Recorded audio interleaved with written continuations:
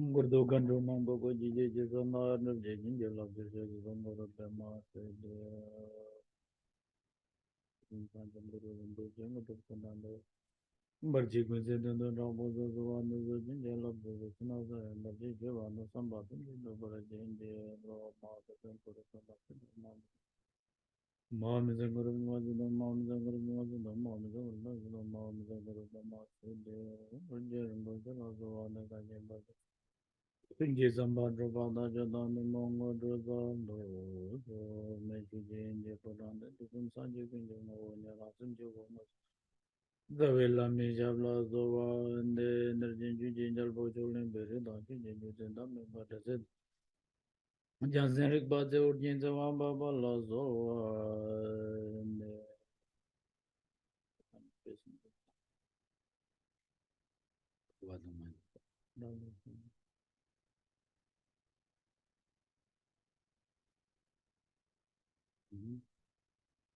Good evening.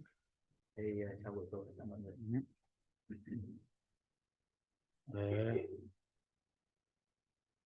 Okay, again, I would like to remind everyone to generate the motivation.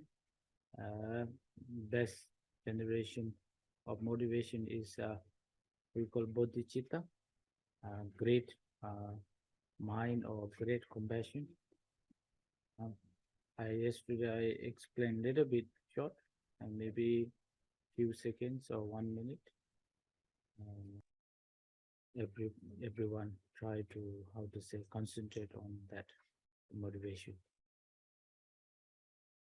Và một lần nữa trước khi mỗi khi chúng ta nghe pháp thì thầy nhắc nhở mọi người là đây là lúc mà chúng ta trau dồi cái khởi phát cái động cơ của mình, cái động cơ tâm bồ đề của mình. Thì hôm qua thầy đã có giảng một chút về lòng từ bi và tâm bồ đề, cho nên là đây là lúc để chúng ta cùng xoay chuyển cái động cơ của mình khi là nghe giáo pháp.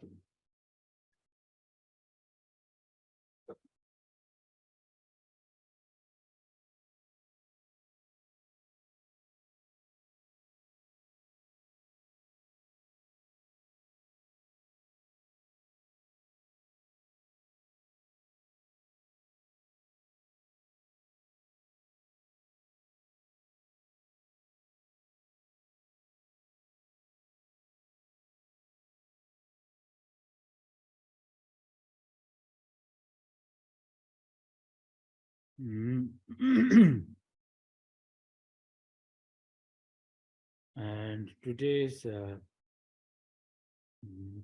our topic is not topic, we say Ngondro for foundation teaching. Yesterday I shared a little bit here, there, a little bit here, pick up from here, there, and I shared about why we have to do this Ngondro and why Ngondro is so important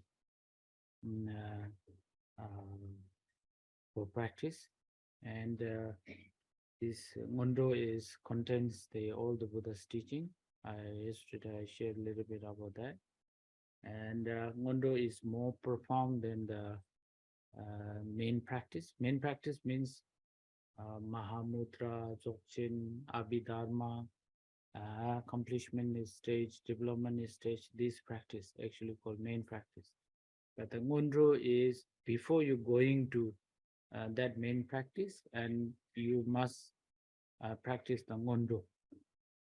Therefore, this call is more profound than the main practice, because you don't have the foundation is good, then of course main practice is not really how to say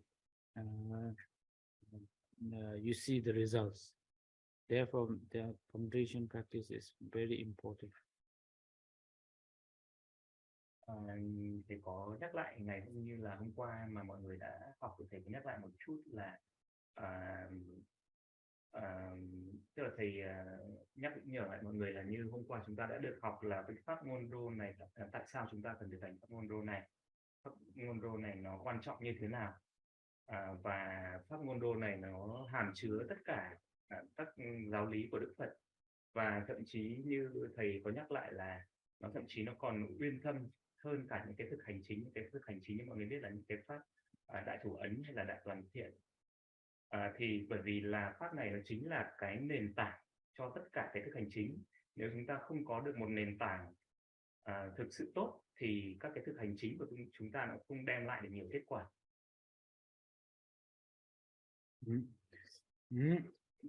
Why I explained here the Ngondro has contains all the Buddha's teaching.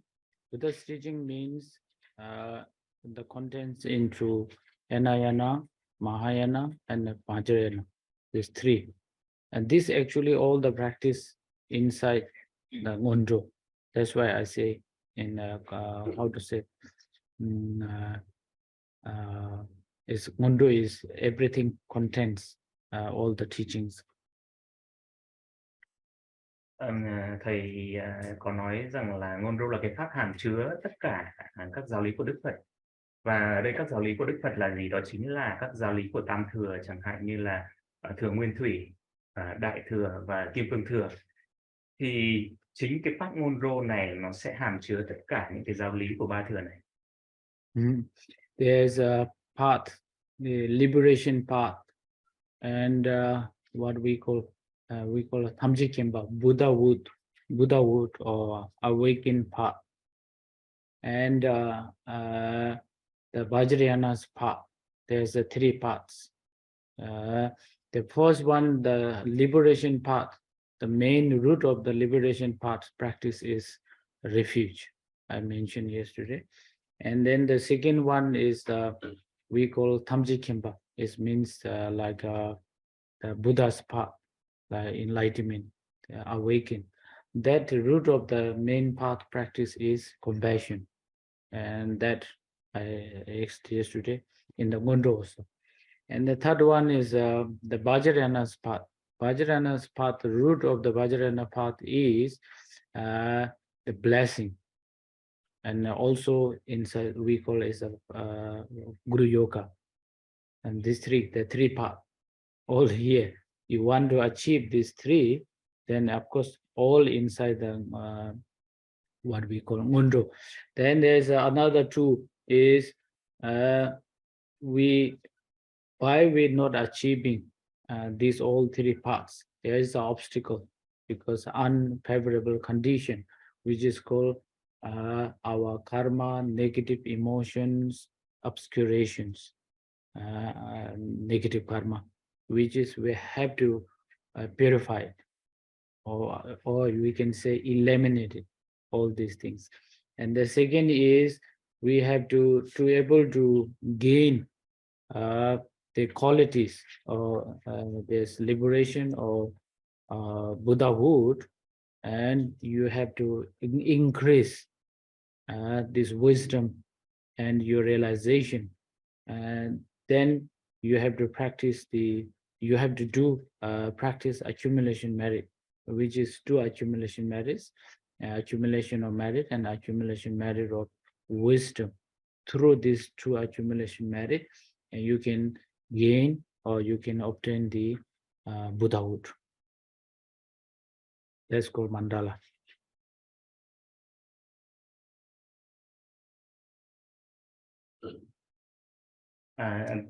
Thì ba giáo lý Tam Thừa này thì như mọi người biết là thừa đầu tiên là thừa gọi là thừa giải thoát, bia giải thoát, giáo lý của Thừa Nguyên Thủy. Thứ hai là còn được gọi là con đường của Phật quả hay con đường giác ngộ, chính là giáo lý Đại Thừa. Và con đường thứ ba là con đường Kim Cương Thừa.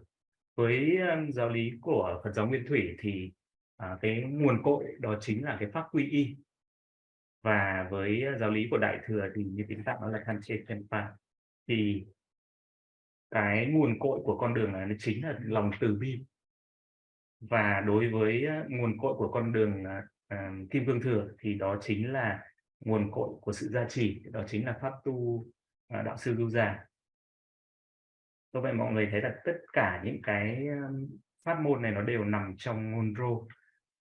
Nhưng mà tại sao mà chúng ta không đạt được kết quả? Chúng ta không đạt được kết quả bởi vì là chúng ta luôn gặp phải những che chướng, chúng ta gặp phải những nghiệp và những xúc tình tiêu cực Thế cho nên là chúng ta phải tịnh hóa nó, chúng ta phải triệt tiêu tất cả những cái yếu tố này.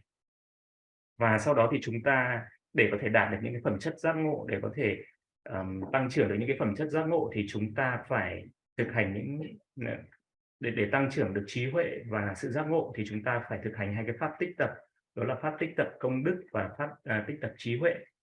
Và những cái điều để giúp chúng ta tích tập được thì đó chính là pháp cúng dường Mạn Đà La. Main actually is the Guru Yoga. Guru Yoga you have to achieve quickly, fast. The Guru Yoga you have to achieve. Guru Yoga means is a realization. Actually, you have to achieve. To be able to achieve that only through your guru or teachers. Therefore, to be able to get this teaching and receive or recognize or realization through that teacher, you must have a devotion, or you want to receive the blessings. Only blessing you can receive this Guru Yoga means realization. And first, actually, this is the main practice here. We want to achieve the realization. That is called the Buddhahood or enlightenment.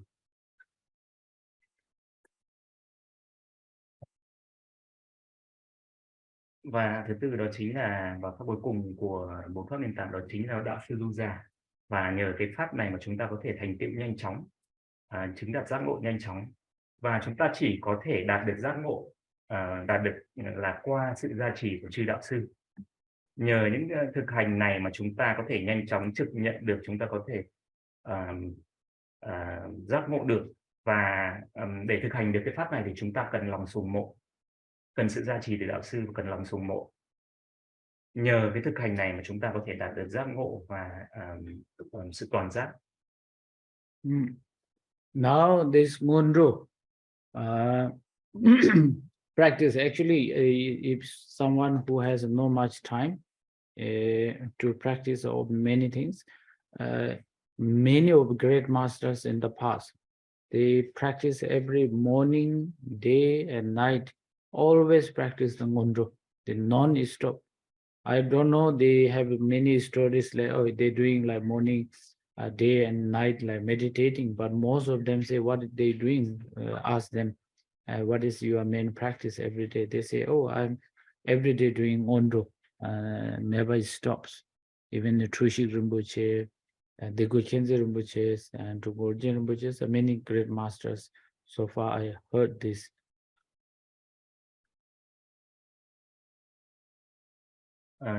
Với pháp Ngondro này thì dành cho tất cả những người mà chúng ta không có quá nhiều thời gian. Mà pháp Ngondro này thậm chí là các đạo sư trong quá khứ, những vị thầy lẫy lừng trong quá khứ cũng thực hành rất là nhiều, và thậm chí họ thực hành gần như là không ngừng nghỉ cả ngày lẫn đêm. Và nếu mà mọi người chẳng hạn như khi gặp những cái bậc đạo sư lừng lẫy, nhiều khi người ta nghĩ rằng các thầy là thực hành thiền rất là nhiều chứ không thực hành Ngondro. Nhưng mà khi hỏi kỹ thì rất là nhiều các cái bậc hành giả lão luyện, họ đều thực hành Ngondro, dành rất là nhiều thời gian cả ngày lẫn đêm để thực hành Ngondro. Trong đó cả như là Thánh Chuỗi hay là ngài Tulku Migmar Tsering là những cái bậc đạo sư đương đại rất là nổi tiếng, thì họ cũng dành rất nhiều thời gian để thực hành pháp Ngondro này. Now Ngondro has we call outer Ngondro and inner Ngondro as the two Ngondros. Về pháp thực hành bốn pháp nền tảng này thì chúng ta có hai hình thức thực hành Ngondro là ngoại Ngondro là Ngondro bên ngoài, và nội Ngondro là Ngondro bên trong. Outer Ngondro is we call for mind changing. Với pháp gọi là ngoại Ngondro hay là Ngondro bên ngoài này thì chính là bốn nghiệp chuyển tâm. Why this for mind changing is very important? That Ngondro is more like a general Ngondro. It's very important. Actually, as a practitioner, if you want to practice a very, how do I say,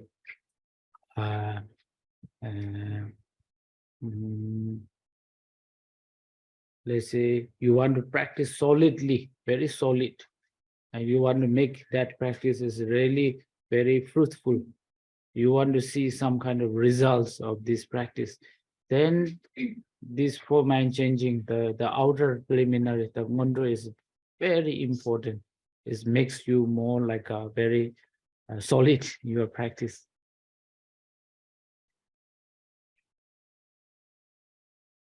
Về pháp Ngondro bên ngoài 4 niệm chuyển tâm này thì đây là cái thực hành vô cùng quan trọng.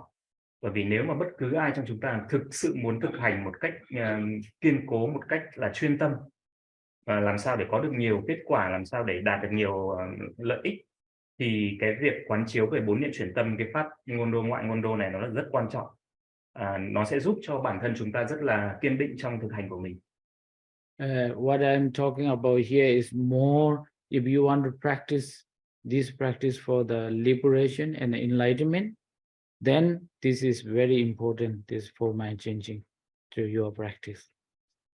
Do vậy mà bất cứ ai muốn thực hành để được giải thoát, để đạt được sự giác ngộ, thì 4 niệm chuyển tâm là thực hành rất quan trọng dành cho mọi người.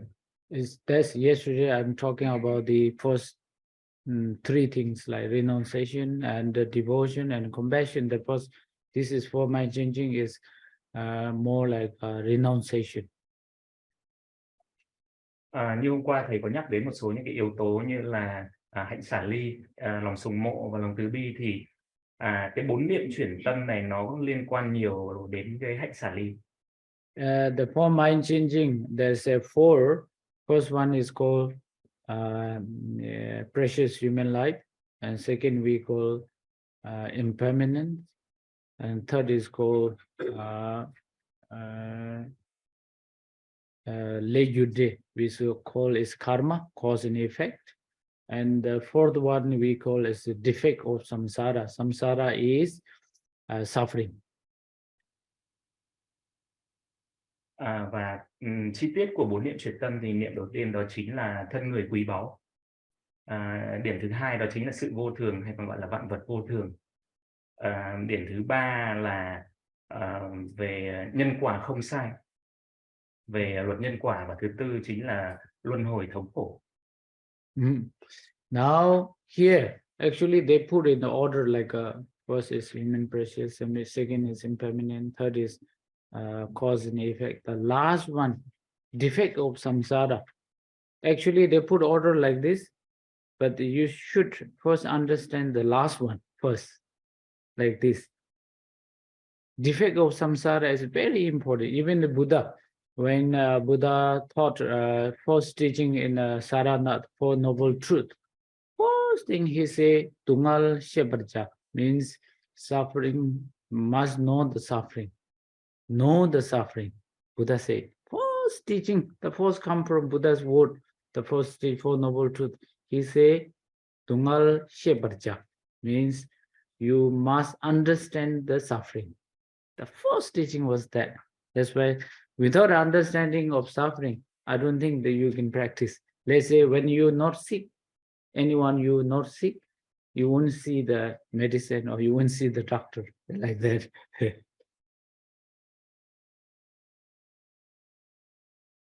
Thật ra thì các 4 niệm chuyển tâm này nó được sắp xếp theo những cái thứ tự nhất định. Tuy nhiên là để mà có thể học được, để mà có thể tu học được, thì chúng ta lại nên hiểu cái niệm thứ tư trước, tức là luân hồi thống khổ. Và bởi vì là khổ đó chính là một trong những cái điều đầu tiên mà Đức Phật dạy, đó chính là tứ diệu đế. Như mọi người biết là khổ tập diệt đạo, thì cái điều đầu tiên đó chính là khổ. Thì Đức Phật muốn nói rằng là nếu mà bản thân chúng ta không hiểu được, không biết được luân hồi nó khổ như thế nào, thì chúng ta không thể thực hành được. Giống như là một người bệnh nhân, chúng ta không biết bệnh của mình thì chúng ta sẽ không đi gặp bác sĩ để tìm thuốc.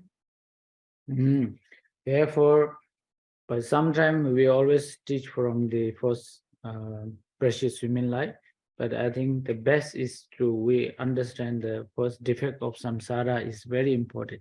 Defect of samsara means the samsara is like a 6 rank. Actually, circle of samsara means a 6 rank. Like say lower 3 ram, upper 3 ram. Lower 3 ram is hell, hungry ghosts, animals. The upper 3 ram is human, God and demigod. That's the 6 ram, which is called samsara. And this 6 realm inside, there is no happiness. They call all sufferings.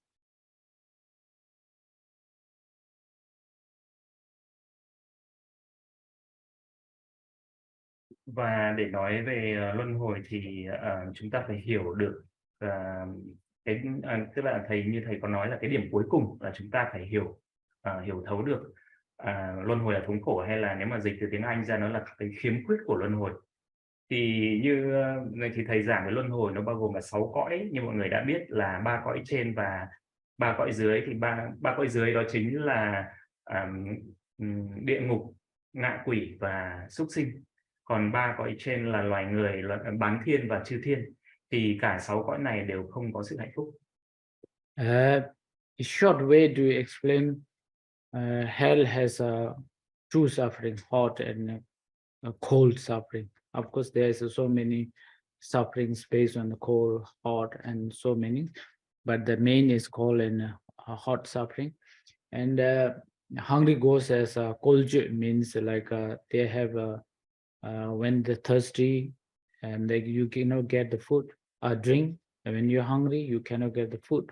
All like a fire become. And the hungry ghosts also have so many types of hungry ghosts, like, and they're suffering. And the animal has the two sufferings. Again, some animals eat one and another, and some animal which is those are wild animal, but then not wild animal which are with the human together. Most of animals no freedom. They suffer because of control by the human being. They give, like some meat we eat, some they take the milk, some they like food as a pet. There's totally controlled by the others. There's no freedom at all. Therefore, sufferings. And God and demigod looks temporary, very happy, but always have a fighting, jealousy, things, sufferings. And human, of course, the rest maybe we say, oh, I don't know the God and demigod and hell, and I never been there, maybe I don't know. But then for us, our human, how many sufferings? Main, there's 4 suffering, how to call general suffering for human being is birth and old age, sickness, death. These 4 is general for everyone suffering. Then of course, plus human has our own suffering. Maybe you have more money, some suffering. Less money has their own suffering. And then mentally suffering, physically suffering. There's so many sufferings, different types of based on your own condition. And there's sufferings. Thì thầy giải thích kỹ hơn về những cái nỗi khổ đau của chúng sinh 6 cõi. Tức là giải thích một cách ngắn gọn, chẳng hạn như là chúng sinh ở cõi địa ngục thì luôn phải trải qua những cái đói và cái lạnh. Nhưng mà mặc dù mọi người biết rằng là các cái có rất là nhiều cõi địa ngục, các tầng địa ngục, tuy nhiên là đây là 2 cái khổ đau chính mà chúng sinh địa ngục phải trải qua, là cái nóng và cái lạnh. Thì với ngạ quỷ thì họ luôn phải sống trong những cái sự đói khát, chẳng hạn như là luôn luôn những cái đồ ăn thức uống của họ khi đến miệng thì là biến thành lửa, họ không ăn uống được, và họ luôn phải chịu những cảnh khổ đau trong đói khát như vậy. Đối với súc sinh thì nó có thể chia ra làm hai loại khổ đau. Một loại là chẳng hạn là bị các cái con thú khác ăn thịt, như là trong đời sống hoang dã, loại thú này ăn thịt loại thú khác thì đó luôn bị sợ hãi trong sống trong cái cảnh như vậy. Hoặc là ngay cả khi được sống với con người như vậy thì vẫn luôn bị con người lạm dụng, chẳng hạn như biến thành thú cưng, hay là như bò sữa chẳng hạn bị đem ra vắt sữa chẳng hạn. Đây là tất cả những cái này đều là khiến cho những cái súc sinh này không có được cái sự tự do. Về cõi chư thiên và cõi bán thiên thì xem ra thì tạm thời trông họ có vẻ rất là hạnh phúc, tuy nhiên là họ luôn phải sống trong đố kỵ, phải sống trong tranh giành, phải sống trong đấu tranh, cho nên họ cũng không thể hạnh phúc được. Với con người thì tất nhiên là chúng ta nói rằng là ui, tôi cũng chả biết cõi nào và tôi cũng chưa đi đến cõi nào cả nên tôi cũng không tin. Nhưng mà bản thân mình, nếu mà chúng ta quán chiếu lại thì chúng ta sẽ thấy rằng là bản thân con người luôn có nhiều đau khổ, mà những cái đau khổ mà gọi là phổ biến nhất mà mọi người thấy đó chính là tứ khổ, là sinh, lão, bệnh và tử. Đó là 4 cái nỗi khổ mà chúng sinh nào loài người cũng phải trải qua hết. Và ngoài ra thì mỗi người lại có những cái nỗi khổ riêng. Người giàu thì có cái nỗi khổ của người giàu, người nghèo thì có cái nỗi khổ của người nghèo. Cho nên là mỗi người chúng ta cũng khổ đau theo cái hoàn cảnh riêng của mình. And if you count, there's countless sufferings for us, if individually different sufferings. And in general, some like the family gathering, sometimes suffering, sometimes dividing each other to the going one by one, also suffering. And also you have also suffering, don't have also suffering. Relationship also sometimes not having a relationship also suffering. Having relationship also sometimes suffering. There is if you really carefully look at it, into each and everything, there is a suffering more than the happiness. I think there is a happiness, but mostly us, we seeking happiness, but our action is doing wrong. That's why this suffering comes. Therefore, totally there is not really happiness you can see in this samsara. Và nếu chúng ta còn chiếu sâu xa hơn thì chúng ta thấy rằng là có rất nhiều những cái khổ đau hàm chứa trong cái đời sống con người, chẳng hạn như là chúng ta gặp gỡ rồi chúng ta lại chia ly, chẳng hạn như vậy. Hay là khi mà chúng ta ngay cả trong các cái mối quan hệ, nhiều khi những cái mối quan hệ đem đến cho chúng ta nhiều những cái sự phiền phức, và thậm chí chúng ta không có những cái mối quan hệ nó cũng đem đến cho chúng ta những cái buồn phiền riêng. Nếu mà chúng ta thực sự suy niệm thấu đáo thì chúng ta sẽ thấy rằng thực sự ra ở trong luân hồi này là cái khổ đau nó nhiều hơn là những cái hạnh phúc. Và có thể là chúng ta luôn đi tìm kiếm rất hạnh phúc cho bản thân mình, tuy nhiên là những cái hoạt động của chúng ta lại có vẻ lại đi ngược với những cái điều đó. Therefore, this is I'm talking about the human sufferings. I think most of us, we seeing in the world how look like now suffering is going is a how to call a reality. This maybe you may not see in hell, or you may not see in the hungry ghost, but this is really we are experiencing in the reality, and you can see in the world. That of course Buddha said. That's why first thing he say, you must understand the suffering. He said very clearly. Do vậy, tức là thầy đang nói đến giảng về những cái khổ đau của cõi người. Thế cho nên là có thể là đây là cái cách mà chúng ta nhìn nhận vào thực tại. Có thể là chúng ta không thấy được những chúng sinh ở cõi địa ngục, hay là chúng ta không thấy những cái chúng sinh ngạ quỷ. Tuy nhiên là trong thực tại thì chúng ta có thể thấy được những điều mà thầy vừa giảng.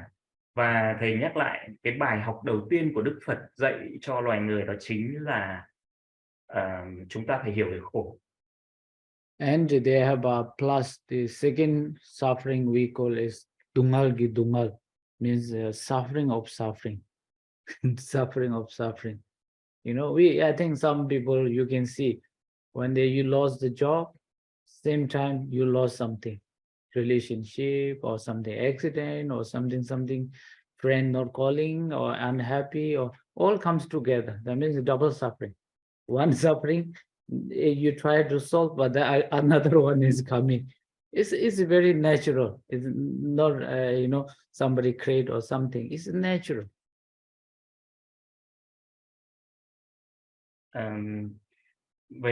Nói về cái nỗi khổ chung thì được xếp vào 3 loại khổ. Thì đầu tiên thì nói là khổ, tức là khổ chồng lên khổ.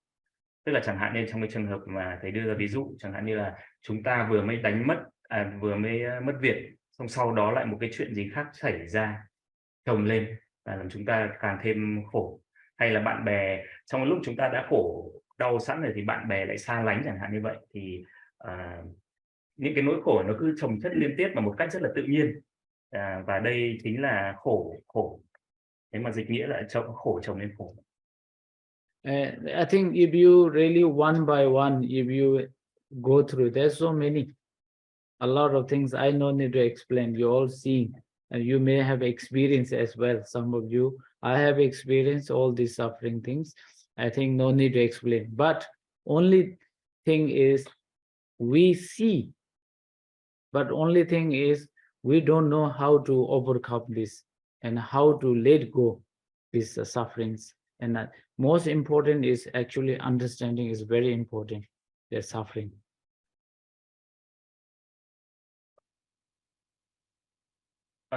Như mọi người thấy là những cái điều mà thầy vừa giảng là tất cả chúng ta ai cũng có thể là thậm chí nhiều người đã trải nghiệm trực tiếp rồi, bản thân thầy cũng trải qua những cái điều này rất là nhiều rồi. Cho nên là nhưng mà cái vấn đề ở đây là chúng ta không biết cách để chúng ta vượt qua những cái nỗi khổ của mình. Do vậy mà cái điều không biết cách vượt qua mà không biết cách buông bỏ những cái khổ đau của mình, cho nên là điều đầu tiên là chúng ta cần phải hiểu về khổ. Actually, if you want to say this is a human suffering, I'm talking about we all experiencing. Let's say other realms, 5 realms, other like ghosts and other hell and hungry ghosts or animals. You can experience ourselves. No need to, I have to prove. Actually, we can prove very clearly in the world. You can see, let's say hungry ghost in the Africa, some places. They have many, you can see some video I have seen. Children's no food, no drink. You know, they're suffering and almost they're dying.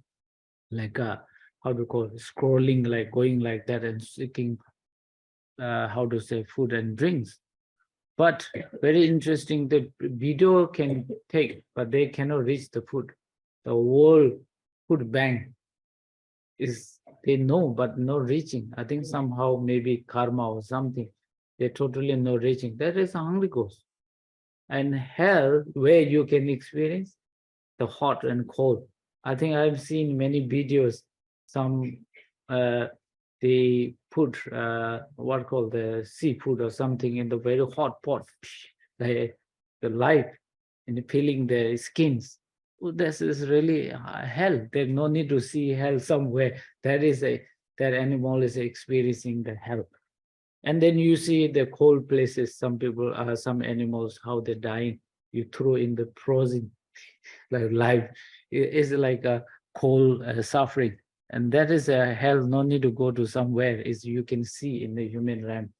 The animal, actually, like if we humans experience like somebody controlling, like very like animals, and that actually you no need to see animal, we can see dogs, pets, so many, we can see how they're suffering. No need to look somewhere, you all nearby, we see.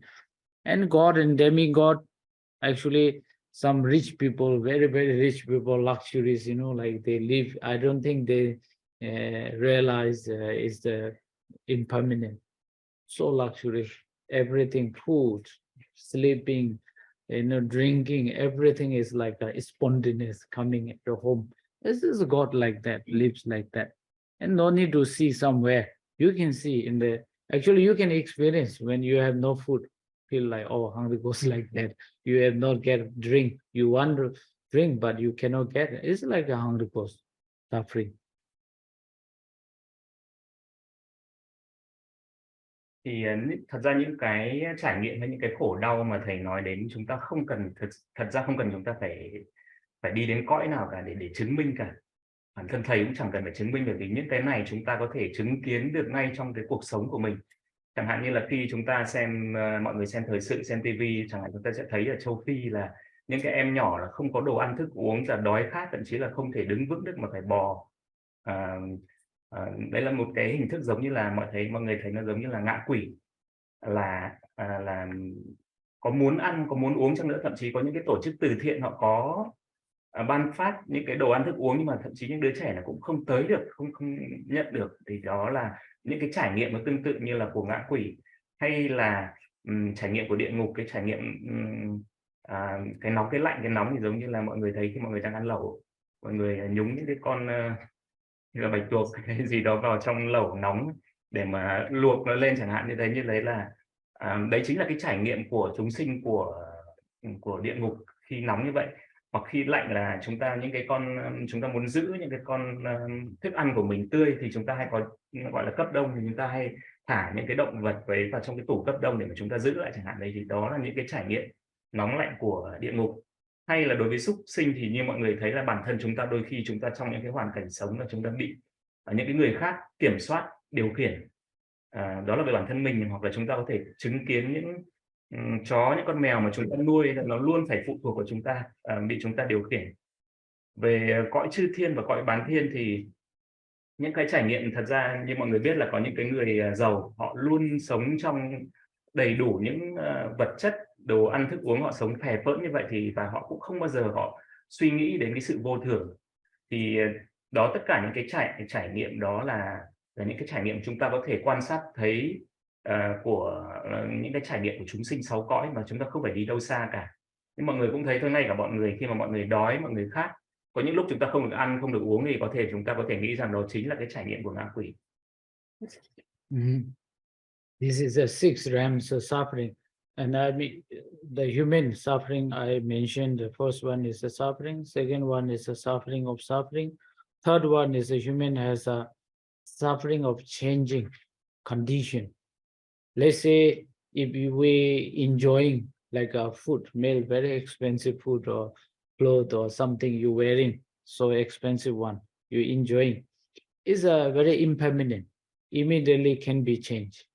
Your mood can be changed, the condition can be destroyed, immediately become a destroyed, your things, or you may immediately after that you may sick or you may die based on this food. That means it's impermanent. It won't last. Your pleasure is like forever. Therefore, changing, even though small of happiness is immediately can be changed based on the condition. Therefore, they're saying happiness is like not really how to call permanent. Vậy là như mọi người thấy trong tam khổ thì ngoài khổ và hành khổ thì đến loại thứ ba là chính là hoại khổ. Hoại khổ là chính là cái sự gọi là sự khổ do thay đổi. Chẳng hạn như chúng ta khi mà chúng ta luôn sở hữu những cái bộ đồ đắt tiền hay là chúng ta có những cái đồ ăn thức uống ngon chẳng hạn, thì theo thời gian là mọi thứ nó luôn thay đổi, nó luôn bị hủy hoại, nó luôn bị hỏng đi. Hay là ngay cả bản thân cơ thể chúng ta, sức khỏe của chúng ta thôi, cũng theo thời gian là chúng ta cũng ốm đau và chúng ta cũng chết đi, cũng không có cái gì thực sự nó tồn tại lâu dài cả. Do vậy mà ngay cả những cái điều hạnh phúc nhỏ nhoi nhất nó cũng có thể bị thay đổi bởi những điều kiện, những cái duyên. Do vậy mà đây là một cái loại khổ, tức là khổ do cái sự thay đổi. Now this suffering, actually there is more than that. I don't want to explain all these things. You can study. Now you see, you go to hell, there is no happiness. You born in the hungry ghost, there's no happiness. I don't think there's happiness. You born into animal, there is no happiness. Totally no happiness. Looks like quite cute, you see like animals, those dogs and those cows, the babies, it's very cute. But from our point of view, very cute. But for themselves, how they happy, even they don't know what is happy, they have a totally this like a happy or preparation, or now I'm going to eat and I may be happy, not like that. They don't have any of this thinking and thought. Therefore, animal, now God and demigod, be a little bit for a while, but it will how impermanent, one day it will end and then you start from suffering. In human realm, I just now explained the suffering of suffering, changing of the sufferings. Everywhere you look at the actually there is no really pleasure or happiness existing, like a permanent happiness is there, totally not there. Therefore, you must know. Do vậy mà nếu chúng ta sinh ra trong cõi địa ngục hay là sinh ra trong cõi ngạ quỷ hay là chúng ta đều không có thể hạnh phúc được. Nếu mà chúng ta sinh ra trong cõi là súc sinh chẳng hạn thì cũng có thể rằng là chúng ta thấy những cái thú cưng chúng ta thấy rất là dễ thương này kia, nhưng mà tức là đấy chỉ là từ cái góc nhìn của chúng ta thôi. Còn từ góc nhìn của những con thú vật này, thậm chí nó còn không biết là hạnh phúc là gì, nó cũng không hiểu được cái niềm hạnh phúc thực sự là gì. Còn đối với chư thiên hay là chư bán thiên thì có thể là họ có những cái xa xỉ, họ được sống vui vẻ hạnh phúc trong một cái quãng thời gian ngắn, nhưng mà họ vẫn luôn bị chi phối bởi sự vô thường, sự thay đổi, và cuối cùng thì họ cũng vẫn chịu khổ đau.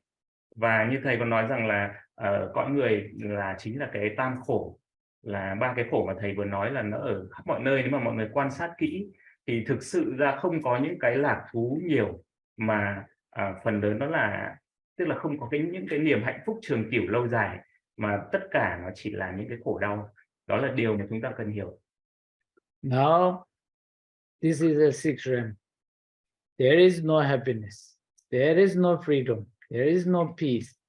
I mean, talking about the unconditioned happiness, unconditioned peace. There is not in the sixth realm. Now, where you want to go, real unconditioned happiness, peace, and no suffering, totally no suffering. Where? Now you have to go. Second level is called liberation or arhat. You have to liberate from six realm. What is the liberation? Means liberate from the six realms. Now the main cause of this, the six realm. Actually, I forgot about this. The six realm is result, the suffering. That cause is for six emotions or five emotions. That is the main cause. You must free these five or six emotions, then you can achieve, obtain or gain liberation. And that is only can get the unconditioned happiness in there.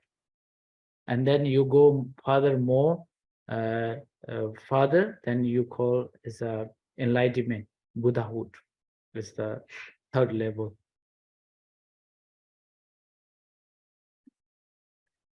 Do vậy mà thầy có nói rằng là chẳng hạn như là trong 6 cõi này thì chúng ta sẽ quán chiếu, chúng ta sẽ không thấy được là không có những cái hạnh phúc, không có những cái tự do, không có những cái sự an lạc gọi là vô điều kiện. Thế cho nên là để có được cái sự giải thoát khỏi những cái điều này thì chúng ta phải làm gì, chúng ta làm như thế nào, thì chúng ta đi tìm cái sự giải thoát ra khỏi 6 cõi này. Nhưng mà cái nguyên nhân của 6 cõi này, của cái lục đạo luân hồi này, nó chính là ngũ độc, là tham sân si mạng đố.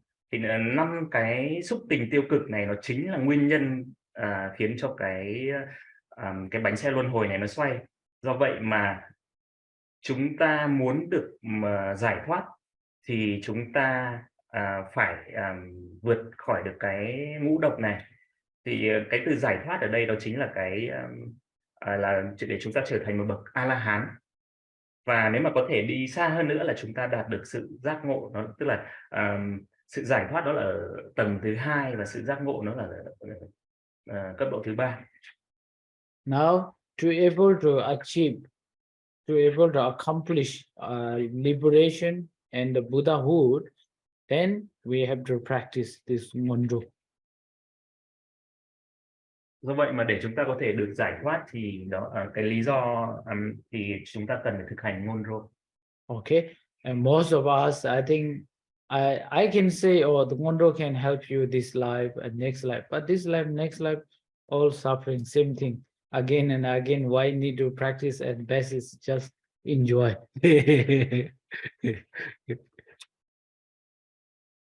Thì đây bảo là thực sự là thầy có thể hỗ trợ được mọi người, chẳng hạn như trong kiếp này hay kiếp sau chúng ta có thể được hỗ trợ phần nào, nhưng mà ngay cả kiếp này kiếp sau thì chúng ta sẽ cũng vẫn phải chịu những cái xúc tình phiền não thôi. Tại sao chúng ta không tận hưởng? Okay, then now I say suffering human. Now comes to the, you check yourself. Actually, not just study or practice. You check ourselves, contemplate or reflect yourself. And then really helps you. Without reflecting yourself, actually just practicing is, you cannot see you improve your practice or not improve your practice, you won't see. It's reflection is most important. Và cái điều chúng ta cần làm ở đây đó chính là cái sự quán chiếu, sự suy niệm về những gì mình được học. Chỉ có những cái điều đó nó mới thực sự giúp chúng ta, chỉ có những cái điều đó mới cho chúng ta thấy được rằng bản thân mình có tinh tấn hay là không tinh tấn. Do vậy mà cái việc chúng ta tự quán chiếu, tự suy niệm về bản thân mình là rất quan trọng. Okay, now, oh, I'm not in hell.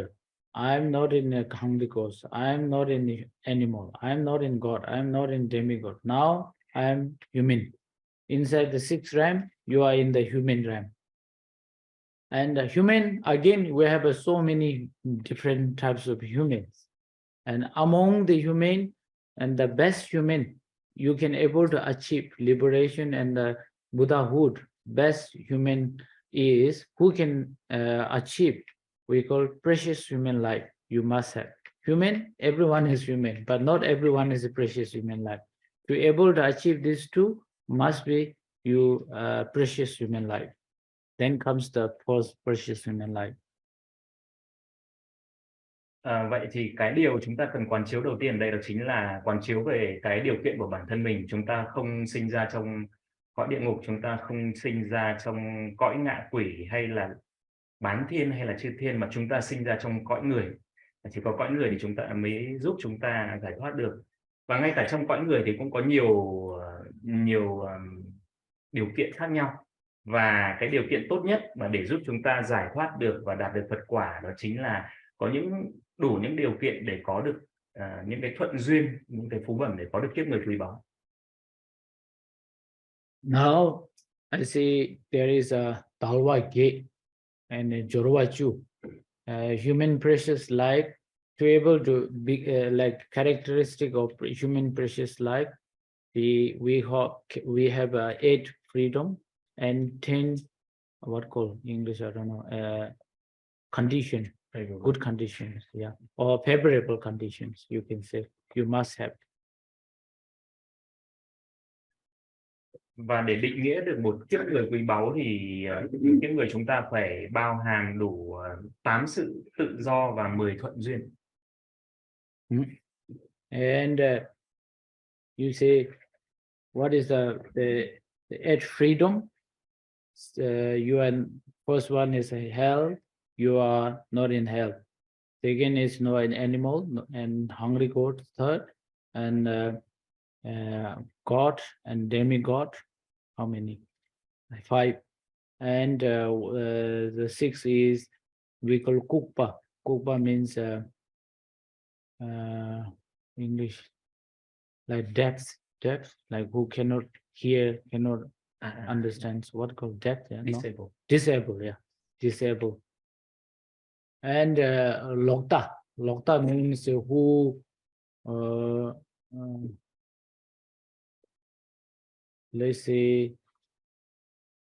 who totally there's a one word in English, totally not against like a Buddha's teaching or Buddha, Wrong view. Wrong view. No, that is I forget. Lokta Sanje Kidongba. Yeah, wrong view person. The number 7. Number 3 is you are let's say who born in totally there is no dharma, totally no dharma, right? And this 8, you are free from this 8 means you can able to practice, and you have a good how to say, you are not born in this 8, that means you are free. 8 freedom. 8 sự tự do ở đây tức là có 8 cái yếu tố nó kiềm hãm cái chúng ta. Chẳng hạn như là nếu mà chúng ta sinh ra trong cõi địa ngục hay cõi ngạ quỷ, tức là 5 cái cõi kia, ở cõi chư thiên hay bán thiên, thì 5 cái điều đấy nó sẽ cản trở chúng ta. Hay là nếu mà chúng ta sinh ra là gọi là người tàn tật, mù hay là điếc chẳng hạn, hay là chúng ta có tà tiến với giáo pháp, hay là chúng ta sinh ra ở một nơi không có giáo pháp, thì 8 cái cản trở này nó sẽ khiến cho chúng ta không thực hành pháp được. Do vậy mà khi chúng ta thoát được khỏi 8 điều này, nó chính là 8 cái sự tự do để có được thân người quý báu. This is 8 freedom. If you are free from this 8 free means freedom. Now there are 10 condition, favorable condition. 10 favorable condition is 5 favorable condition from yourself and 5 favorable condition from others. Và tiếp theo đó là 10 thuận duyên, hay là có những người dịch là 10 phú bẩm, tức là có 5 điều là đến từ bên ngoài và 5 điều là từ bản thân. And for your favorable condition to practice is mi ke wangbo sang. Mi ke means you must born as a human being. Human means you can to able to we call characteristic of human means ma she tungu. Ma she means able to talk, able to understand. That actually the human's characteristic. Thì điều đầu tiên đến từ bản thân, cái sự phú bẩm đầu tiên đến từ bản thân đó chính là chúng ta phải có được thân người. Mà thầy nói tức là có thân người ở đây thì nói rõ ra hơn là chúng ta có khả năng giao tiếp và có khả năng hiểu biết. If someone cannot talk and cannot understanding means not human characteristic enough. Do vậy mà nếu chúng ta không có khả năng giao tiếp mà cũng không có khả năng hiểu Let's thì say đó thì đó cũng không phải là một sự phú bẩm hay là một cái thuận duyên của chúng ta. you check you have that condition or favorable condition or not. First one, you check yourself. I can able to talk. I can able to understand. You check. Oh yeah, you know, I'm not like others. Some people may not understand. Some people may cannot talk. I can talk. I can understand. Oh, amazing. You know, compare. There is compare. Don't compare other one. Do vậy mà ngay tự bản thân chúng ta nói đến điều này, chúng ta hãy tự quán chiếu bản thân mình thì liệu bản thân mình có khả năng hiểu biết và có khả năng giao tiếp hay không. Thậm chí như là chúng ta so sánh với những người khác thì chúng ta có thể thấy rằng có những người không có khả năng giao tiếp, cũng không có khả năng hiểu. Do vậy mà chúng ta hãy phải trân trọng được những điều mình đang có, là có khả năng giao tiếp và hiểu. And then second is the Tibetan called uike, means you born. Just now I say the eight, the non-freedom. We say where you born, where is no dharma, where there is no teachings, where there is no teachers. Totally like a how to call the like let's say in Africa, somewhere in Africa, there's very dangerous places. So, like I don't want to mention names, but very dangerous places. There is no dharma, totally no teachers, no teachings. Not like that. You born in like a Vietnam, where is a dharma, where is a teachers, where is a has a temples, where is a good cultures, you know, or you born there. Mi ke, mi ni uike. Uike means better place, right place, and you are in place in that. You compare again, where somebody not born in this kind of place. Oh, I'm very lucky. I'm very fortunate. I born in like Vietnam. I can have a very freedom to practice. There's the teachers, there's the temples, there's the Buddha's teachings like that. You should be compared.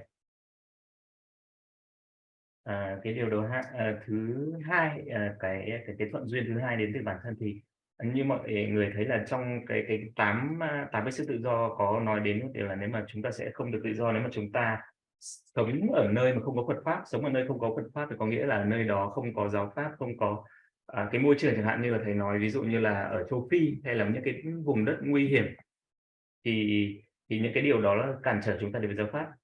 Thì ở trong 5 cái thuận duyên của bản thân này thì ở cái điểm thứ hai đó là chúng ta sinh ra ở nơi có pháp. Tức là nó ví dụ như là chúng ta sinh ở Việt Nam này, chúng ta được tiếp xúc với Phật pháp, ở đây có đền chùa, có cái văn hóa Phật giáo, tức là giống như là một địa lợi đấy. Thì khi mà chúng ta có đủ những cái điều này thì bản thân chúng ta cũng tự quán chiếu là chúng ta thấy được là mình có những cái lợi lạc như thế nào khi sinh ra trong một cái hoàn cảnh như thế này.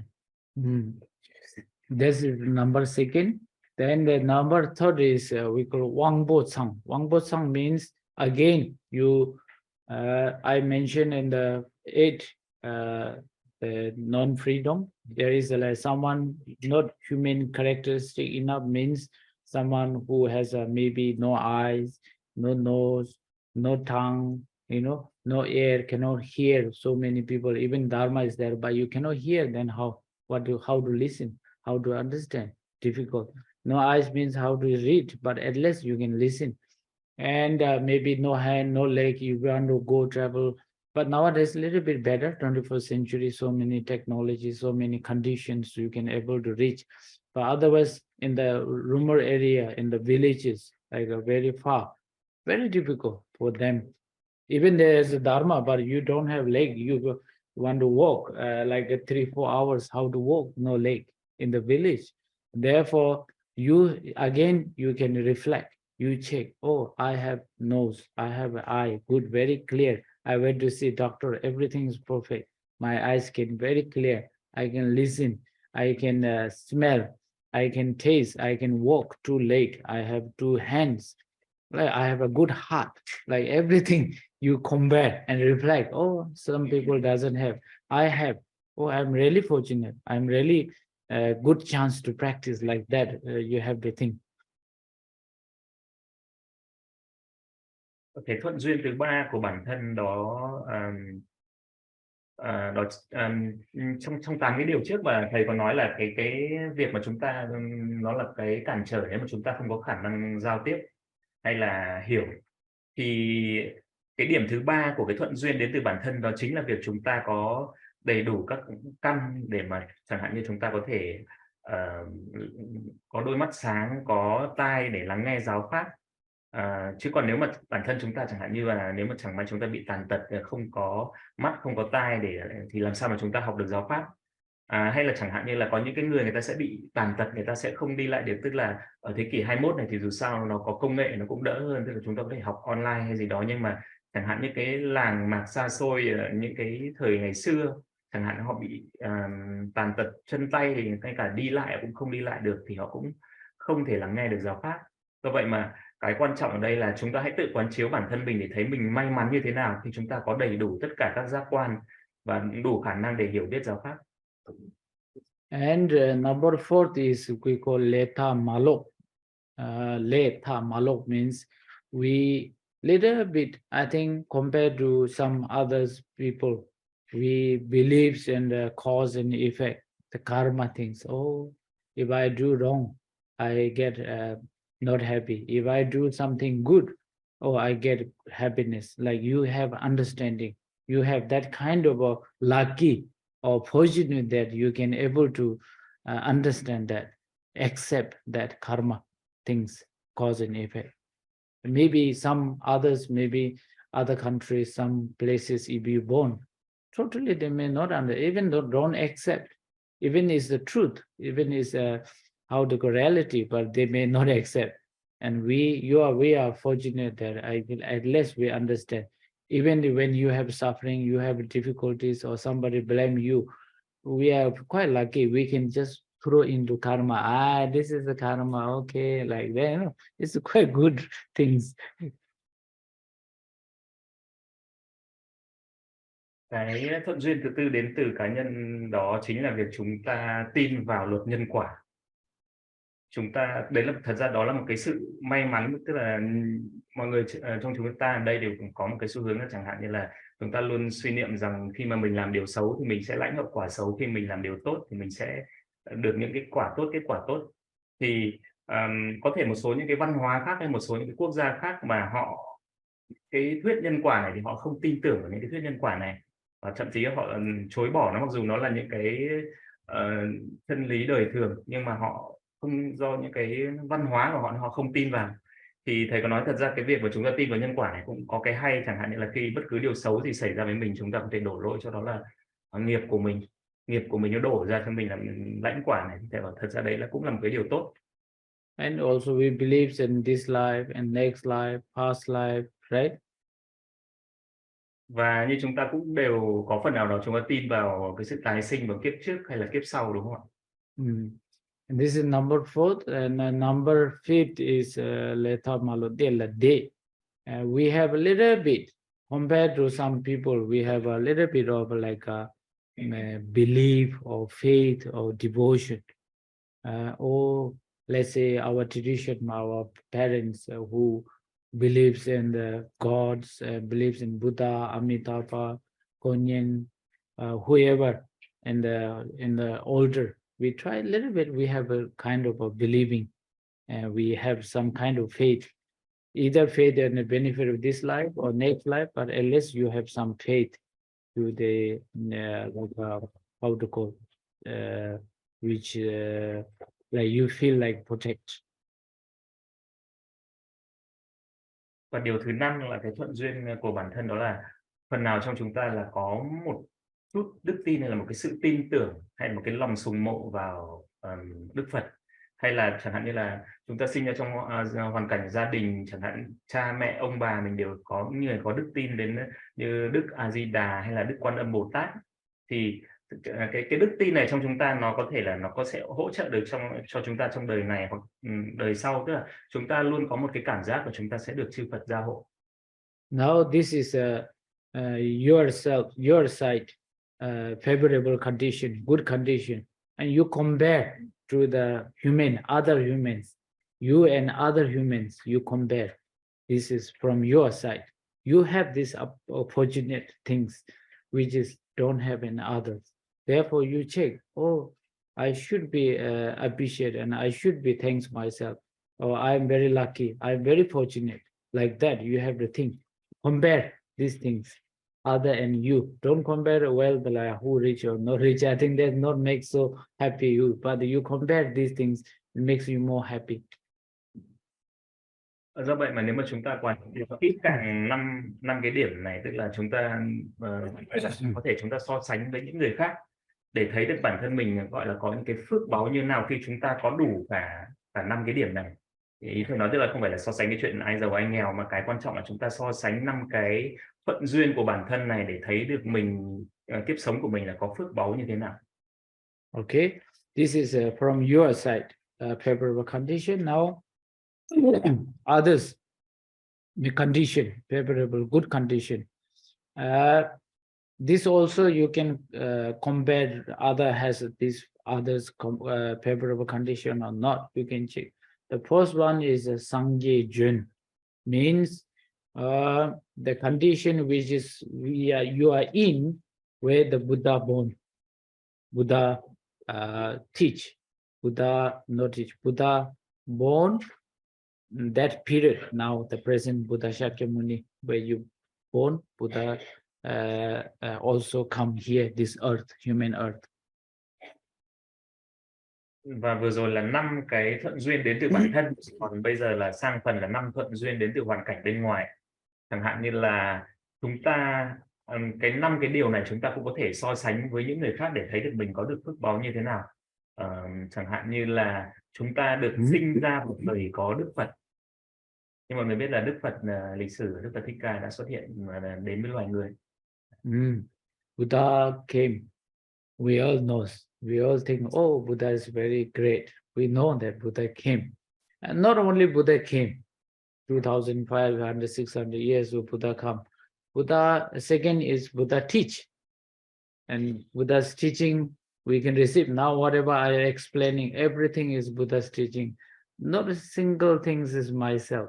Everything is Buddha said. What it says Buddha taught us is I sharing you all. That's it. Và như mọi người, Phật đã xuất hiện khoảng 2.600 năm trước, và mà cái quan trọng nữa là Đức Phật đã giảng giáo pháp. Thật ra tất cả những gì mà thầy chia sẻ là những gì Đức Phật đã dạy, chứ không phải là những gì mà thầy sáng kiến ra. Cho nên là chúng ta hãy cảm thông được rằng là bản thân mình đã được sinh ra ở thời có pháp, Đức Phật có giảng dạy. And Buddha's teaching, when Buddha 2,600 years ago, when he teach, until now not exist, maybe vanished or maybe gone or maybe nobody uphold or something, then difficult Dharma until now remains. That is called the Dharma. Actually, is until now like a medicine. Traditionally, the Buddha's skill, Buddha's technique, which is called Dharma, until now exists. There exists the Dharma. Một cái điều thuận lợi là mặc dù Đức Phật sinh ra và Đức Phật đã giảng giáo pháp, nhưng mà khi Đức Phật nhập niết bàn thì chúng ta được may mắn là giáo pháp đã được lưu truyền cho đến tận đời này. Tất cả những giáo lý, tất cả những kiến thức, tất cả những cái phương tiện, các cái phương pháp thực hành đều được lưu truyền cho đến ngày nay, thì đó là một cái thuận duyên của chúng ta. And not only Buddha Dharma remains until now, you are so lucky that you follow that medicine, that tradition, and that lineage, that medicinal lineage, not only just exists remaining somewhere, you are following that Dharma. Now you're following, you want to practice. Actually, that's the following, and you are upholding and you are practicing. And that is the, how to call the number fourth one.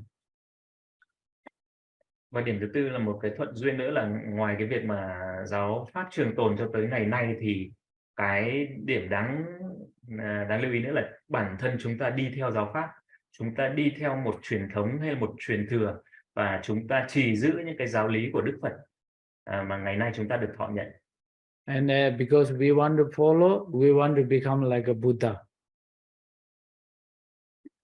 Và chúng ta đi theo giáo pháp là bởi vì chúng ta muốn trở thành một vị Phật giác ngộ. And these facilities, the conditions you have, you reflect, you have 100% have. Và như mọi người thấy là nếu mà mọi người quán chiếu lại là tất cả những cái điều mà thầy vừa giảng đó thì hoàn toàn mọi người đều đang sở hữu. Okay, then number fourth, the good condition. Number fifth, and not only yourself practicing, it means you want to do for benefit for others. Not only you benefit. Let's say I follow Buddha Dharma, Buddha's teaching, and I practice, I experience, and let's say I give you one example, and that medicine where I went to see doctor is Buddha, and I get that medicine, Buddha gives some medicine, is the Dharma, and then I apply. When I sick, I apply many months or many days or many years, and I recover that medicine. Oh, I recover totally, no sickness. Then not only that, I selfish myself. I ask people, oh, you should eat this medicine, Buddha's Dharma medicine, like really recover me. And you're not selfish, you share others. You want to do for others benefit. And you see there is a make sense and make logic. There is a meaningful, is a Dharma is the truth, really helping the reality that can eliminate all the sufferings. Oh, very good practice. You should practice, and you teach others, you help others how the Buddha helped. That is the number 5. You actually, if you're doing it, that means you are that in that condition. Và cái thuận duyên thứ 5 đó là chính là việc chúng ta thực hành giáo pháp cho bản thân mình. Và không chỉ vậy mà chúng ta cũng chia sẻ với tất cả những người khác. Như thầy có lấy một cái ví dụ, chẳng hạn như là khi chúng ta ốm thì chúng ta đi gặp bác sĩ là Đức Phật, và Ngài cho thuốc, và thuốc đó chính là giáo pháp. Và khi chúng ta áp dụng những cái giáo pháp này cho chính bản thân mình, là chúng ta cảm thấy mình tốt hơn, chúng ta cảm thấy mình an lạc hơn, thì và do chúng ta không vị kỷ, cho nên chúng ta chia sẻ những cái điều mình học được, những cái trải nghiệm của mình có được với những người khác, để cho thấy họ thấy được là cái sự ý nghĩa của giáo pháp mà đã thọ nhận. Và qua những cái thực hành, qua những cái trải nghiệm trực tâm, thì chúng ta có thể thấy được rằng là chính giáo pháp đã hỗ trợ cho chúng ta triệt tiêu, xóa bỏ được những cái phiền não, giúp đỡ được chúng ta. Do vậy mà nếu chúng ta đưa giáo pháp vào trong thực hành cho bản thân mình thì là chúng ta đạt được cái thuận duyên thứ 5 này. Now 10, right? 10 your side condition, the 5 your side condition, good condition, 5 outside condition, together 10 favorable good condition. That and 8 non-freedom, you are free. This 18 things is we call very difficult to get. Very difficult to get. Nyeparka means very difficult to find this kind of all together. Thì tổng kết lại, như thầy đã giảng, là chúng ta có 8 cái sự tự do kèm theo 10 thuận duyên, là 5 đến từ bản thân và 5 đến từ bên ngoài. Thì nếu mà tổng kết lại, chúng ta quán chiếu lại thì chúng ta có thể thấy rằng để mà đạt được đủ 18 cái điều kiện này nó rất là khó khăn trong chúng ta đạt được một kiếp người mà hàm chứa tất cả 18 điều kiện này, nó rất là khó khăn. We call Nyeparka means very difficult to find, and second is very beneficial. Very beneficial, like a jewel, like a millions of like a dollar, like a jewel. That's why I call it is a beneficial, because this can be, you can go to enlighten, you know. Ngoài cái sự khó khăn để đạt được cái kiếp người này thì còn một khía cạnh nữa là nó rất lợi lạc, nó giống như là nó giống như là một viên ngọc, và chính cái viên ngọc này sẽ giúp cho chúng ta đạt được giác ngộ. That's why we call precious human life. Precious human life. Đó là lý do tại sao mà cái điều đầu tiên đó chính là thân người quý báu. Why precious? Very difficult to find, very beneficial, therefore very precious. Tại sao nó quý báu? Nó quý báu bởi vì là chúng ta rất khó để đạt đủ 18 điều kiện này, và nó rất là lợi lạc cho chúng ta nếu chúng ta có đủ các điều kiện này. If you want to really genuine practice, you want to achieve liberation and enlightenment, then this precious human life is very important. Do vậy mà nếu mà chúng ta muốn thực hành để được giải thoát và đạt được giác ngộ, thì cái thân người nó vô cùng quý báu. And you have to think, not just think, oh, I'm lucky, oh, I got all this precious human life. Of course, you should be happy. Plus, you have to think, I'm fortunate. This must be your past life karma, which is you have right now precious human life. You have to really you think lucky, I'm fortunate. And I don't want to waste this like that. Let's say a little bit unhappy or a little bit angry. Why need angry? I'm very precious human life. I don't want to waste like small things like that. You have to think. Do vậy mà khi mà chúng ta hiểu được cái sự quý báu này thì bản thân chúng ta nên hạnh phúc với điều này. Chúng ta nên suy niệm rằng là tức là bản thân mình là chắc hẳn là do những cái chúng ta tích tập được những cái thiện nghiệp trong quá khứ mà chúng ta mới có được cái điều kiện này, hay là chúng ta phải có rất là nhiều phước báu để chúng ta mới đạt được cái điều kiện này. Và khi chúng ta có được cái thân người quý báu này thì chúng ta không gọi là lãng phí nó. Ngay cả khi chẳng hạn chúng ta khởi lên những cái tâm sân chút thôi, thì có thể là chúng ta sẽ suy nghĩ ngay đến việc là mình sẽ không lãng phí cái kiếp người này cho những cái thứ nhỏ nhặt như vậy. Let's say I give you one example.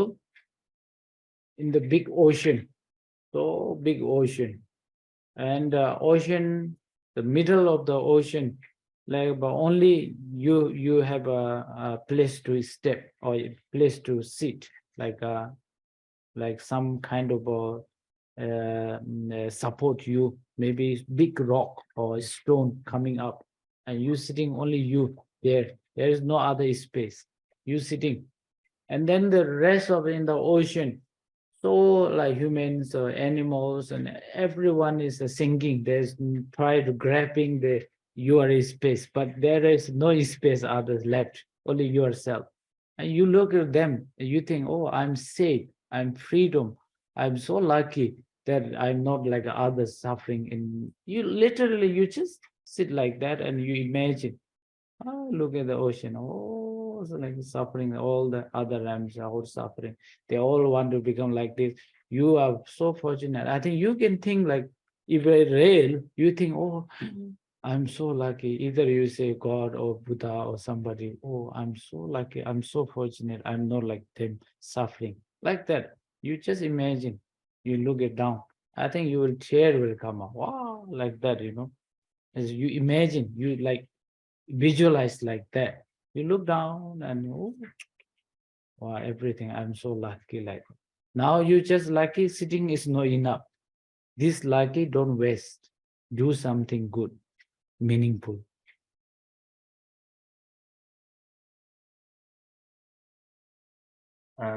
Thầy chỉ ra một cách mà để giúp chúng ta có thể thấm nhuần được những cái suy niệm này bằng cách tức là Mọi người quán tưởng là mình đang ở giữa một đại dương rất là rộng lớn, và tức là trên mặt biển nó có một cái chỗ ngồi rất là nhỏ thôi, chỉ vừa cho mỗi mỗi bản thân chúng ta thôi, trôi nổi ở trên đại dương đấy, và dưới đại dương là toàn bộ chúng sinh sáu cõi, tức là vô vàn chúng sinh sáu cõi đang chìm đắm và đang như khổ đau, và họ cũng chỉ muốn bám lấy chúng ta để mà họ được nổi lên thôi. Tức là cái cách chúng ta quán tưởng là như thế, và chúng ta thực sự nhập tâm và cho thấy bản thân mình chúng ta là có phước báu như thế nào, chúng ta may mắn như thế nào mà chúng ta không bị phải chìm đắm trong khổ đau, trong phiền não như tất cả những cái chúng sinh kia. Thậm chí là có thể nói là chúng ta nhập tâm đến cái mức là chúng ta có thể là à, trong chúng ta có những cái cảm giác và chúng ta thực sự được may mắn như thế nào, chúng ta cảm ơn chư Phật, chư Bồ Tát mà chúng ta không phải như những cái chúng sinh khác đang trôi lăn trong biển phiền não. Và không chỉ có cái sự may mắn này, mà bản thân chúng ta cũng phải suy niệm rằng là chúng ta phải biết tận dụng cái sự may mắn này để làm được điều gì đó có ý nghĩa. It's like you are the human precious life is like your body is like a how to call boat, you know, and this ocean is like a suffering, and you want to this body, precious human body, take as a granted, like a good granted, or take, and then you write that human body to cross the suffering of this samsara, so ocean, and then of course the body is just live there, and you freedom, you never born again and come back again this body.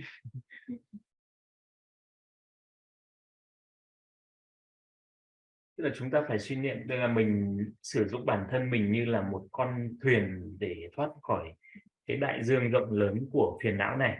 Tức là chúng ta phải sử dụng thân mình giống như một cái phương tiện, một con thuyền để đưa chúng ta tới bờ giác. Và mà tới được bờ thì chúng ta sẽ không phải phải tái sinh lại trong cái kiếp người nữa.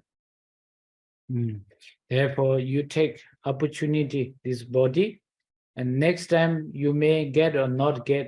There is no how to call predict this body. Again, you can get or not. You never know. Now you get it. You take advantage to cross take the how to say ocean, the past. Do vậy đây là cái cơ hội để chúng ta cần phải tận dụng cái thân người này, bởi vì chúng ta không thể biết được tiếp sau chúng ta còn được cái thân người này nữa hay không. Now that's why, and the Buddha say, when you are a little bit of ignorance, like sleeping, my son, and don't sleep and wake up and do practice. Buddha say, you know, like say with like a more with this nimalo means when little bit of distraction or emotion or sad or something, let's say, don't like sleep or don't go after these emotions, or like sleeping, like ignorance.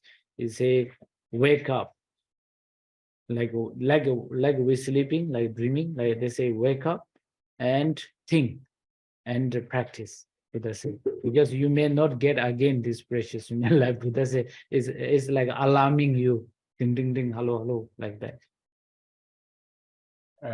Do vậy mà Đức Phật có dạy rằng chẳng hạn như là khi mọi người vướng vào những cái xúc tình phiền não thì hãy tỉnh thức khỏi cái giấc ngủ của sự vô minh này, hãy tỉnh thức lại và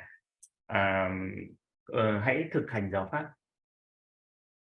Okay, now why Buddha said that when you have this precious everything conditions and do something meaningful, Buddha say why you wasting all this human precious life? Buddha say why? He says because impermanent. This very beautiful precious human life is very fragile. You never know when will break, when will finish, when will fall down, when will die. He said don't know. Vậy thì tại sao chúng ta phải nên tận dụng cái thân người này để làm những cái điều có ý nghĩa? Bởi vì như Đức Phật nói rằng là bởi vì là chúng ta phải hiểu rằng cuộc sống là vô thường. ngay cả cái thân người chúng ta có quý báu, có đẹp đẽ bao nhiêu cho nữa thì chúng ta cũng không biết bao giờ là nó sẽ đổ vỡ. Tức là nó rất là mong manh, chúng ta không biết bao giờ là nó sẽ bị tàn hoại, sẽ bị đổ vỡ. Okay, and I think I will talk tomorrow. Precious now two very human precious life. Effect of samsara finish. Tomorrow, impermanent and cause and effect karma. Then Ngondro, main Ngondro, I think 2 days, or maybe tomorrow I can finish everything together, and then Ngondro, main Ngondro, inner Ngondro, maybe a little bit longer, more detail I will explain. And why this little bit detail, I think very important for us when you come to real practice, for you feel, oh, because I explain all these 4 mind changing, then you know that, oh, this practice I must do, I should do, not only for yourself, but do for other sentient beings. Và vậy là tức là hôm nay thầy tạm thời thầy dừng ở 2 niệm mà ở 2 niệm đầu tiên, và đến ngày mai có thể là thầy sẽ cố gắng thầy sẽ kết thúc 2 cái niệm chuyển tâm còn lại là về nhân quả. Và tiếp theo đó cái buổi có thể là buổi tiếp nữa là thầy muốn dành thời gian để thầy dạy một cách chi tiết về các thực hành Ngondro, nội Ngondro. Và qua cái việc mà chúng ta dành thời gian chúng ta quán chiếu về 4 cái niệm chuyển tâm này thì mọi người sẽ dần dần mọi người sẽ thấy được rằng là cái thực hành Ngondro, nội Ngondro nó quan trọng như thế nào, và chúng ta nên thực hành cho bản thân mình và cho tất cả những chúng sinh khác. Human precious life, I would like to just not to, I say, you all just listening. And tomorrow morning, when you wake up, let us sit down. Oh, I'm really fortunate. I born like today sunrise. You also think, I just born like a new life, just born. I'm so lucky. And check the 8 freedom, non-freedom, you are free or not. 5, this good condition from your side, enough or not, you check, reflect. Or other side, the 5 condition is you have or not. Some people may not have, I have. Oh, I really thanks. I'm very lucky. And you think that, so nice, morning. Just, I think 3-4 minutes, it won't take so long. And you think, oh, I'm really fortunate. From this morning onwards, whole day, I won't be angry, I won't be sad, I won't be hurting anyone, because I'm so lucky. I born like this. I want to do better, more than that, more than good that. You think it's a practice. No need to just chanting only practice. This is a really practice. Về như những cái gì thầy đã dạy hôm nay về tiếp người quý báu, thầy nói rằng thầy mong rằng mọi người không chỉ lắng nghe không, mà mọi người dành thời gian ra thực sự quán chiếu. Chẳng hạn như là sáng mai thôi, chúng ta thức dậy, khi chúng ta thức dậy thì chúng ta hãy thử quán chiếu xem mình may mắn như thế nào. Chẳng hạn như chúng ta có thể coi rằng là giống như là mình vừa bắt đầu một kiếp sống mới, vừa được sinh ra, để chúng ta quán chiếu lại đủ tất cả 8 cái sự tự do, hay là 5 thuận duyên từ bản thân và 5 thuận duyên từ bên ngoài. Chúng ta quán chiếu kỹ lại liệu chúng ta có đủ không. Mình trong lúc mình có thì những người khác không được may mắn như mình. Thì thầy bảo là thật ra cái thực hành này nó không mất nhiều thời gian, mọi người chỉ mất 3 đến 4 phút mỗi buổi sáng để chúng ta có thể quán chiếu. Và chẳng hạn chúng ta suy niệm rằng là từ cái lúc này chúng ta sẽ cố gắng, chúng ta không sân hận nữa, không ghét bỏ ai nữa, không buồn phiền nữa, bởi vì là chúng ta đã quá may mắn rồi, và chúng ta sẽ cố gắng tận dụng kiếp sống của mình để làm những điều tốt đẹp và có ý nghĩa. Okay. Thank you. If you have some questions, you can ask. If not, I'm ready. Đây là phần, nếu mà mọi người có những câu hỏi mọi người cứ đặt ra, thầy sẽ trả lời. Yeah. Em muốn hỏi lại về cái 8 yếu tố tự do ấy. Thầy có thể nhắc lại. Would you mind to repeat the 8 freedom? 8 non-freedom to freedom. Tức là có 8 cái điều cản. You say, I think you have. Tức là có 8 cái điều nó cản trở để chúng ta đạt được tự do, cho nên là khi mà chúng ta thoát được 8 cái điều cản trở đó thì chúng ta gọi là 8 sự tự do. Thì 8 sự tự do này Đừng đưa em không đọc được em viết cái gì luôn.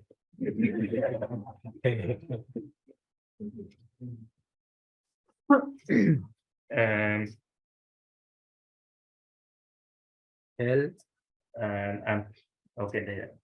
Thứ nhất là 5 cái điều đầu tiên đó chính là chúng ta không sinh ra trong 5 cái cõi đấy, chẳng hạn như là cõi địa ngục, cõi súc sinh, cõi ngạ quỷ, cõi thiên hay bán thiên, tức là 5 cái yếu tố đấy nó cản trở chúng ta đi đến giác ngộ. Thì đó là 5, nếu mà chúng ta vượt thoát được thì đó là 5 cái sự tự do đầu tiên. Còn 3 cái tiếp theo đó chính là chúng ta không bị cản trở bởi là chẳng hạn như là khi mà chúng ta bị tàn tật, chúng ta không có khả năng giao tiếp hay là chúng ta không có khả năng hiểu được giáo pháp, thì đó cũng là một cản trở. Cái thứ hai là tà kiến. Tà kiến ở đây là chúng ta không tin vào giáo pháp, không tin vào những gì liên quan đến giáo pháp. Và thứ ba là cái điểm cuối cùng trong 8 điều đó là chúng ta sinh ở cái nơi không có pháp, là một cái môi trường mà không có giáo pháp. Đó là 8 điều. Ok. Còn ai còn câu hỏi gì không? I think these the numbers are very important. What you say, then you can reflect easily. Oh, I'm this freedom or not, I have this condition or not. And if it says I say or like Buddha say or it's true or not, you check. You can reflect, then you know. Thì thầy có nói rằng cái việc mà chúng ta đánh số như vậy là nó rất dễ để chúng ta theo dõi và chúng ta quán chiếu lại tất cả những gì mình vừa học, và chúng ta sẽ quán chiếu lại và chiêm nghiệm xem liệu tất cả những gì chúng ta được học là có đúng hay không.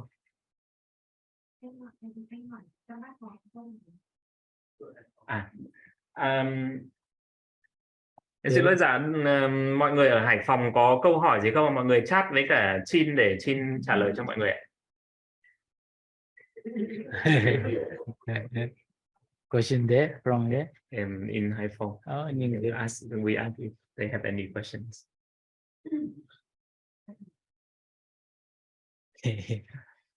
You can ask anything, other questions also. Mọi người có thể hỏi những câu hỏi không liên quan đến buổi học hôm nay cũng được, bất cứ những gì.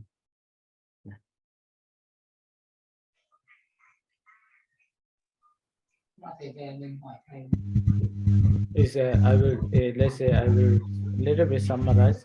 Oh.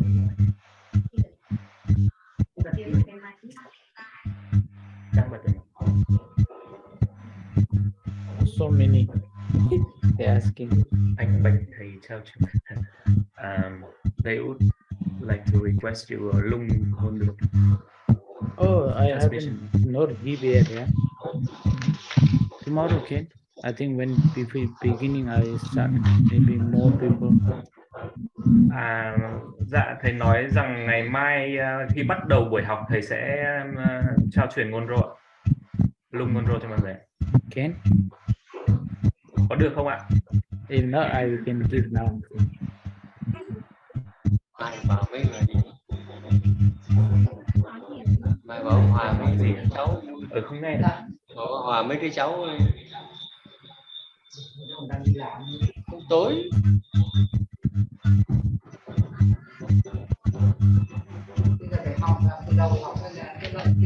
Chả mai thầy ra mấy trao truyền. Em có để ăn bút mọi người chưa? Hay để cái chế độ ấy. Ý mà. Okay, I can give.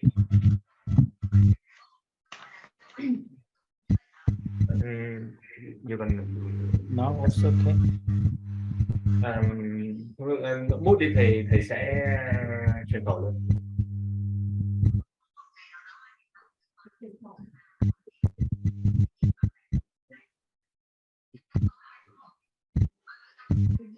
Okay, transmission. Just listening is okay. Dạ, mọi người ở Hải Phòng chỉ cần tập trung lắng nghe thôi ạ.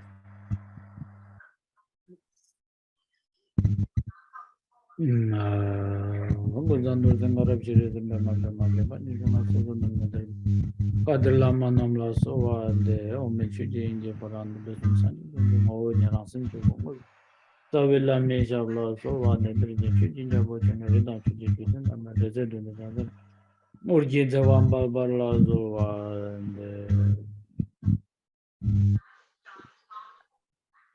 Dr. Barji Kunzel Ngondro Dubas.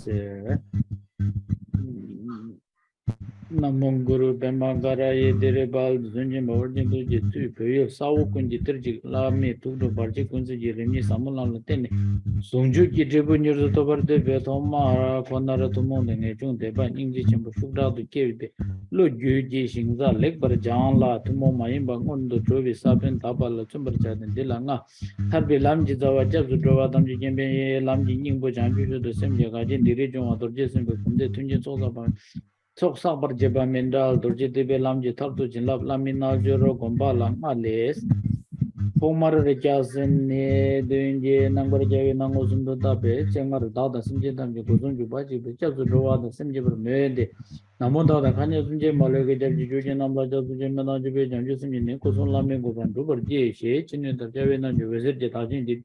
Degree Tamji John Warazam, the Jasimbe Gumden, Tomartin, Jitok Sal Daban, Dagi, Churumen, the Sanji Kunji, Jego.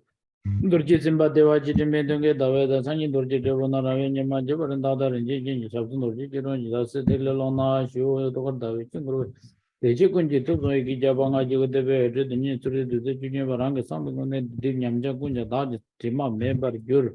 Bandrasato Samaya Manubala, Vendrasano to do members of the German Super German Anurab, members of the Medaz, Sarva Karmasuda Menzadam, Jire, Angro, Hunga, Bagavan, Sarvataka, the better Mamin, the Bizeriba, Masama, Sato, Bandrasato, Gombadan, Mishimo, Damzulani, Gajan, Lama Gombacha, the Jism Batuji, Batani, Jedrusola, Dajab, Zong Dog Danzawa and Lagi Namzin Jatoji Shas, Divi Nedung, Jimmy Sotan Janji Dabar Zedo, so she, through other Belamando Jason by Jijin Zumbadan Chiberijibu.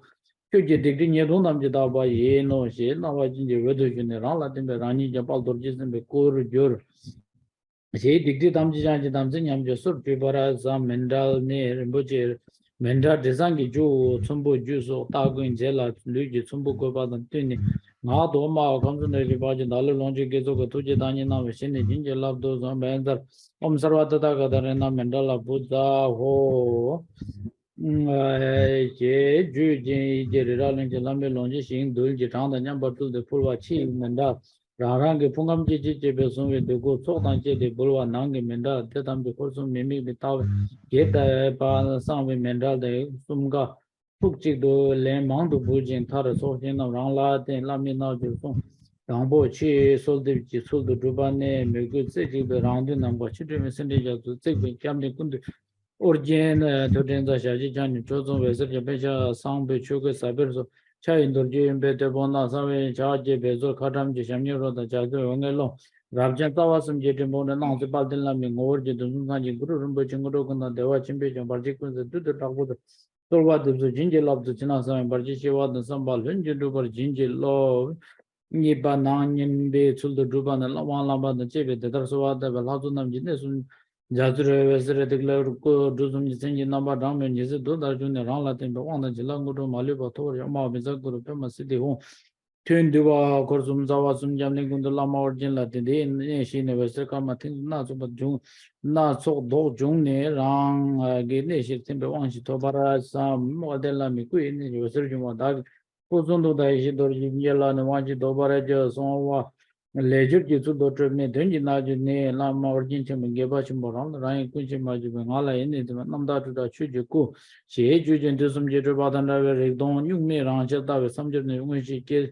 Zogla Lamla Labraja, Chelamla, Jubu come the horizon Lamijiku to Dadan by Simjama Chilean and Rosa Chuku into Dover Jitajula Mijilam, you know, Jidan from the Lidan and Chujo from the Barjikunsal, Chuk the Mudu Beda, she should give it our Molan Matavajeta, but since some Tamji to Chuda, the Chuba de Dawala Labraja was. Yes, this long. If not question, I will do the dedication. Dạ, nếu mọi người còn ai còn câu hỏi không ạ? Nếu không còn thì mình sẽ sang phần hồi hướng công đức. Okay. So nam diye tam je sikpa nye tam ne nye be dana tam je ne kikpa na je bala tukpa sibe so len do wan do warai do janju simju rimbo je ma je ba nam ke juru je ke ba nyamba gong ne gong do be warai do tamba ji de kamsu jemba dan temba nye we shindo sal Tenzin Pillov Darjin Gebayi Temba Yurin Nebe Raji Sho